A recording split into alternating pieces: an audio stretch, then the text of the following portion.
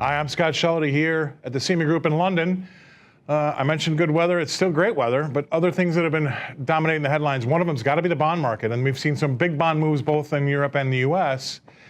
And I think as a little side note here, it's been really the tail wagging the dog. And what I mean by that is we've seen, say, the oil prices rise, and that's been a little bit inflationary to some folks. And you've seen the bond prices fall, which has been meaning that bond yields have been rising, right? So we've talked about the 10-year yield.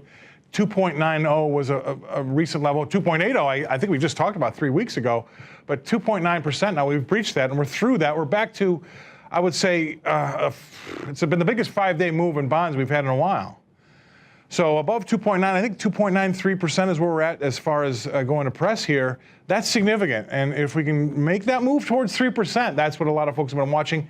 They're worried about oil and or worried about metal prices going up, and that obviously is inflationary. With that oil price trading in the high 60s and making a move towards 70, I think that's really the main driver behind this. So oil, the main driver behind these bonds selling off and having these yields rise because of anything inflationary spooks these bond longs. We've had a bull market for a while, and given the opportunity, if you start to see those general prices like oil or metals rise, that causes bonds to sell off. So also I think that if you look at the data that's been coming out, we've had some decent economic data come out, and we've seen everything come in, not everything, but a lot of things have been coming in a little hotter than expected, a little bit more inflationary than expected, so better for the economy than expected.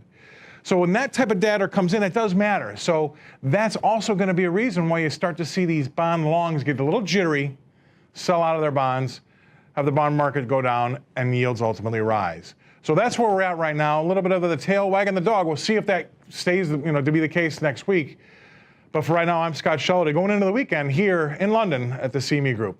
See ya.